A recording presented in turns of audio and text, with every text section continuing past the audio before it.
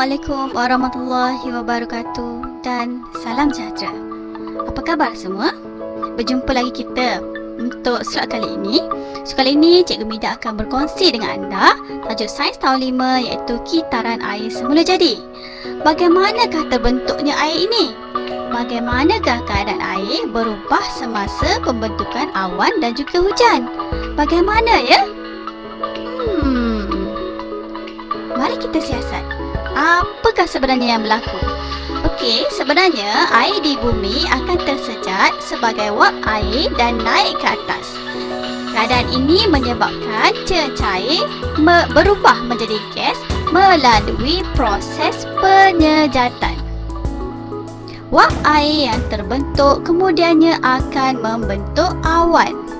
Jadi air ni semua akan bergabung masuk dalam awan ya, sampailah awan tu dah penuh, awan tu dah berat. Okey, dan sampai satu tempoh masa awan ini akan terkondensasi menjadi hujan, di mana perubahan bentuk jirim daripada gas menjadi cecair. Anda mungkin fikir bahawa setiap titisan air hujan yang jatuh dari langit, atau setiap gelas air anda minum, atau air baru, tetapi ianya sebenarnya sudah lama berada di dunia sebagai sebahagian kitaran air. Apakah kitaran air? Kitaran air yang juga dikenali sebagai kitaran hidrologi menerangkan kewujudan dan pergerakan air pada, di dan di atas bumi. Air di bumi sentiasa bergerak dan sentiasa berubah keadaan dari cecair ke wap, ke ais dan kembali lagi. Kitaran air telah wujud selama berbilion tahun dan semua kehidupan di bumi bergantung padanya untuk terus bekerja. Bumi akan menjadi tempat yang kering dan tidak bermaya tanpa air. Dari manakah semua air di bumi ini datang? Bumi kuno adalah dunia magma cair, tetapi semua magma mengandungi air. Air dibebaskan ke atmosfera apabila magma mula sejuk. Di sepanjang masa, persekitaran menjadi cukup sejuk supaya air dapat kekal di permukaan sebagai cecair. Terdapat juga teori bahawa beberapa air tiba di bumi dari asteroid dan komet. Haba daripada matahari membekalkan tenaga untuk menggerakkan kitaran air.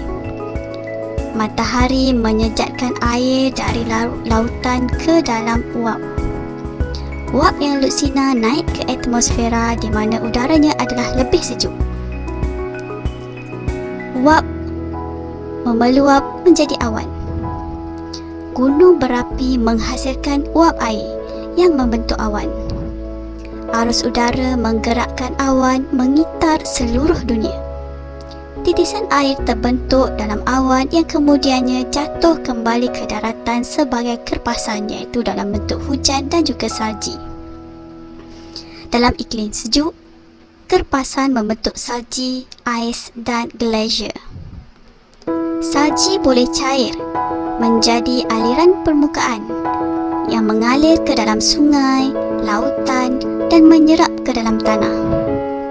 Sesetengah ais tersejat secara langsung ke dalam udara, melompati fasa cairan iaitu pemecah luapan. Hujan di daratan mengalir turun bukit sebagai aliran permukaan, membekalkan air kepada tasik, sungai dan lautan. Sesetengah hujan meresap ke dalam tanah sebagai infiltrasi dan jika amat dalam, menjadi semula air di bahagian bawah tanah. Air dari tasik dan sungai boleh meresap ke dalam tanah. Air bergerak ke dalam tanah akibat graviti dan tekanan. Air di bawah tanah dekat permukaan tanah lazim diserap oleh tumbuhan. Sesetengah air bawah tanah meresap ke dalam sungai dan tasik dan boleh mengalir keluar di permukaan sebagai mata air. Tumbuhan mengambil air bawah tanah dan berpeluh dari daun-daun. Sesetengah air bawah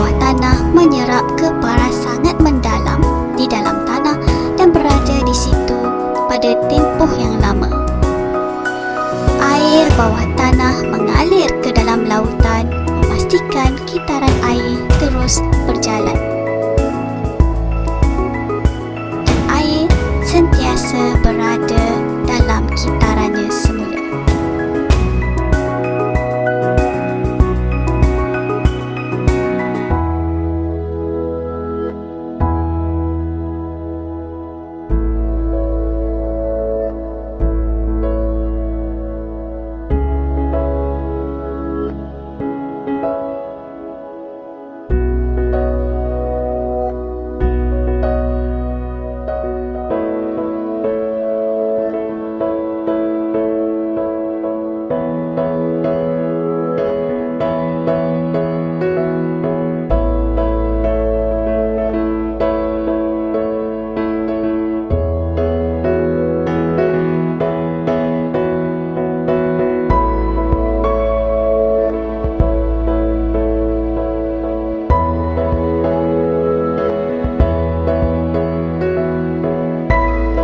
Pembenihan awan dilakukan dengan cara menyemburkan sejenis garam.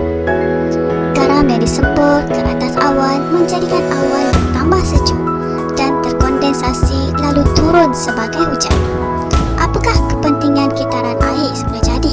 Pertama, membekalkan sumber air bersih untuk manusia sebagai bekalan air minum, memasak, membersihkan badan, pakaian dan sebagainya.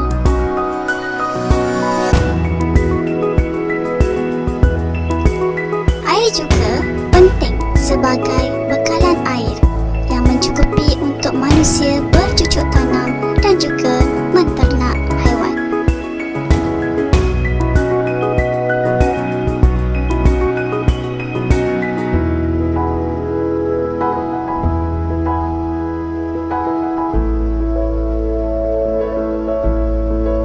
Selain daripada itu, kitaran air semula jadi juga membantu menyejukkan suhu bumi, di mana air hujan yang turun akan menyebabkan suhu bumi menjadi lebih rendah. Air penting kepada haiwan, tumbuhan dan manusia untuk terus hidup. Kitaran air semula jadi yang terjejas akan menyukarkan kehidupan dan akan menyebabkan bencana, kematian dan kemusnahan. Cikgu ada satu soalan kuis.